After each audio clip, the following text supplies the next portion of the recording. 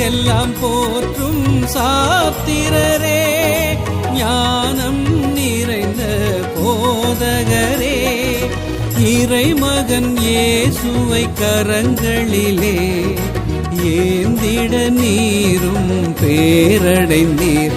உம்மை போற்றுகிறோம், உம்மை வாழ்த்துகிறோம், உம்மை வேண்டுகிறோம். உம்மை போற்றுகிறோம், உம்மை வாழ்த்துகிறோம், உம்மை வேண்டுகிறோம். அருள்மழை பொழியும் அந்தோணியாரே, அண்டி வந்தோம், உம்மை நம்பி வந்தோம். அருள் புரிவாய்